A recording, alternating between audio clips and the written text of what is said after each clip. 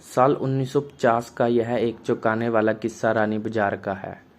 यहाँ राम प्रकाश रहता था, जिसकी बेटी को 5 साल की उम्र में कैंसर हो गया। कई डॉक्टरों को दिखाने और इलाज कराने पर भी उसमें किसी तरह का सुधार नजर नहीं आया। होते होते एक रात कैंसर ने उसकी जान ले ली। उस बच्ची की जान रात को करीब 1 बजे गई थी। उसी रात को पास के ही एक गांव की महिला मोहिनी को एक ट्रक ने टक्कर मार दी थी।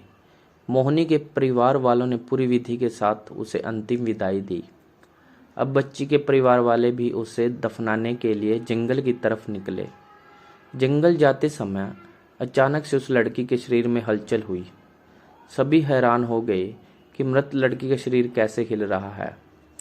थोड़ी ही देर में लड़की जिंदा हो गई और उसके परिवार वाले खुशी खुशी उसे अपने साथ घर ले आए।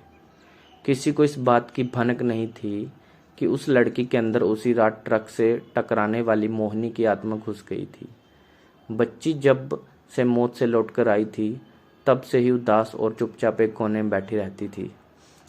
एक दिन उसकी माँ ने उसे खुद अपने हाथों से खाना खिलाया और मामा के घर लेकर जाने की बात कही। खाना खिलाकर उसे अच्छे से तैयार करके वो उसे अपने मायके ले गई। रास्ते में वो बच्ची जैसे ही उस ट्रक के हादसे वाली जगह पहुंची तो उसने अपनी माँ को कहा कि मेरा गांव इधर है। माँ ने उसकी बातों पर बिल्कुल गौर नहीं किया और उस बात को हंसी में टाल दिया। कुछ ही देर में वो अपनी बेटी के मामा यानी अपने भाई के घर पहुंच गई। 1-2 दिन बाद मामा जी के घर के आसपास ही बच्ची के अंदर घुसी मोहिनी को अपनी पड़ोसन सिमरन दिखी। उसने जोर से उसे नाम से पुकारा। सिमरन ने पलटकर देखा तो एक छोटी बच्ची थी।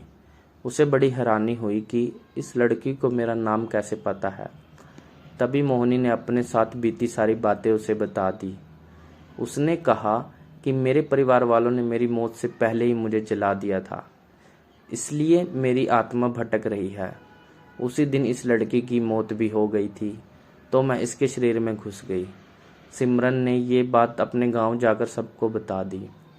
पूरे गांव वाले और उसके रिश्तेदार मोहिनी से मिलने के लिए उस बच्ची के मामा के घर के पास पहुंच गए। उस लड़की के अंदर रह रही मोहिनी की आत्मा ने सबको एक एक करके पहचान लिया। कुछ देर बातें करने के बाद वो अपने परिवार वालों के साथ अपने घर चली गई। अब उस लड़की की माँ बच्ची को घर में ना देखकर परेशान थी। जब उसे पता चला कि वो कुछ लोगों के साथ दूसरे गांव गई है, तो वह उसे बुलाने के लिए चली गई। अपने परिवार के साथ खुश मोहिनी ने वापस आने से मना कर दिया।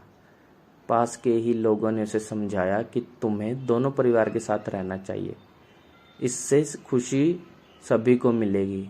तुम किसी एक परिवार को दुखी नहीं कर सकती हो।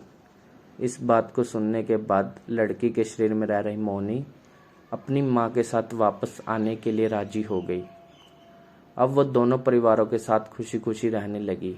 कहानी से सीख: जल्दबाजी में किया गया कार्य अधूरा रह जाता है, इसलिए कोई भी कार्य करने से पहले उसे अच्छे से देख परख लेना चाहिए।